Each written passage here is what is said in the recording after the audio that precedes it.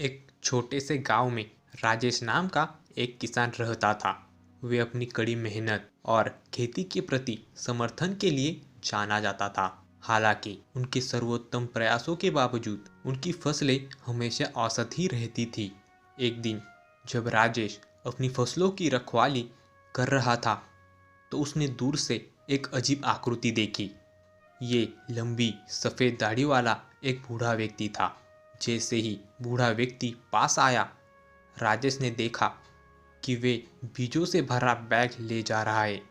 मेरे पास तुम्हारे लिए कुछ खास है। ये बीज जादुई है। ये तुम्हें अब तक की सबसे भरपूर फसल उगाने में मदद करेंगे।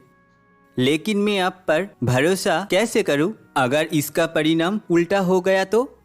अब तुम्हारे पास खोने के लिए कुछ नहीं है। ना ही तुम्हारी फसल अच्छी हो रही है और तुम्हारी कमाई भी नहीं बढ़ रही है। तो इसे लगा के देख लो। और राजेश बीज लगाने के लिए तैयार हो गया और उन्हें अपने खेत में लगा दिया। अगली सुबह जब राजेश अपनी फसल देखने गया तो वे ये देखकर चकित रह गया कि बीज रातों रात बड़े बड़े बड़े पौधे बन गए थे। पौधे इतने ऊंचे और स्वस्थ थे कि वे आकाश तक पहुंच गए थे। राजेश ने अपने पड़ोसियों को बुलाया और वे सब मिलकर इस अविश्वसनीय दृश्य को देखकर दंग रह गए। वे उन पौधों पर फल और सब्जियां उगते हुए देख सकते थे जिन्हें उन्होंने पहले कभी नहीं देखा था।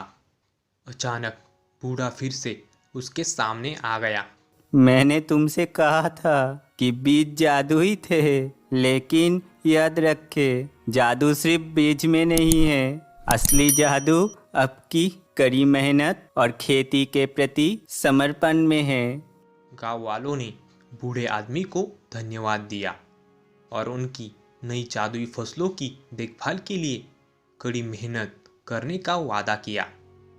उन्होंने उस वर्ष उत्पादन की एक अविश्वसनीय मात्रा में फसल ली और उनका गांव इस क्षेत्र में सबसे अच्छी फसल के लिए प्रसिद्ध हो गया।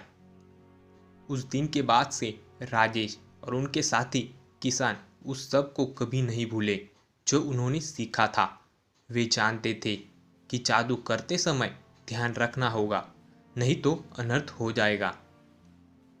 जैसे जैसे दिन बीतते गए, ग्रामीण बड़ी सावधानी से अपनी जादुई फसलों की देखभाल करते रहे। वे ये देखने के लिए उत्साहित थे कि कौन से नए फल और सब्जियां उगेगी और उनका उत्साह हर बीतते दिन के साथ बढ़ता गया।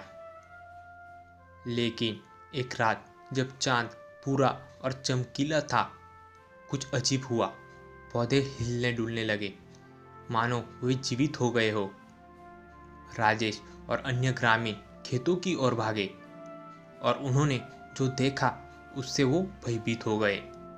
पौधे इतने बड़े हो गए थे कि उन्होंने गांव पर कब्जा करना शुरू कर दिया। उनकी जड़ें चारों ओर फैली हुई थी। फल और सब्जियां छोटी कारों के आकार तक बढ़ गई थी। और राजेश जानता था कि पौधों को गांव के कब्जा करने से रोकने के लिए उन्हें बूढ़े व्यक्ति को ढूंढना होगा। उसने बहादुर ग्रामीणों को एक समूह को इकट्ठा किया और वे उस बूढ़े व्यक्ति को खोजने निकल पड़े जिसने उन्हें जादुई बीज दिए थे। घंटों की तलाश के बाद आखिरकार उन्होंने उसे पास के जंगल में पाया। वो ध्यान में मग्न थे। बूढ़े, आपको हमारी मदद करनी होगी। पौधे गांव पर हावी हो रहे हैं और हमें नहीं पता क्या करना है। मैंने आपको चेतावनी दी थी कि बीज जादुई थे और ये जादू खतरनाक भी हो सकता है। इसके पहले कि वो सब कुछ नष्ट कर दे, आपको पौधों को रोकने का एक तरीका खोजना होगा। ये सुनकर राजेश और अन्य ग्रामीण डर गए क्योंकि ऐसा कुछ उनके साथ पहली बार हो रहा था। लेकिन तभी ग्रामीणों में से एक को एक विचार आया। अभी पौधे बड़े हो गए हैं, तो क्या हम इसका फायदा अपने गांव के लिए करें? लेकिन ये कैसे संभव है? क्या होगा अगर हम उन्हें काट ले और गांव के समृद्ध बनाने के लिए उनकी शक्ति का उपयोग करें? हाँ, ये कोशिश सफल हो सकती है। इसलिए ग्रामीणों ने मिलकर पौधों की कटाई का काम शुरू किया। उन्होंने अपने जादू का इस्तेमाल दवाइयाँ, भोजन और यहाँ तक कि कपड़े बनाने के लिए किया। उन्होंने इन वस्तुओं को पड़ोसी शहरों में बेच दिया और जल्द ही उनका गांव समृद्ध हो गया और अपनी जादुई फसलों के लिए प्रसिद्ध हो गया।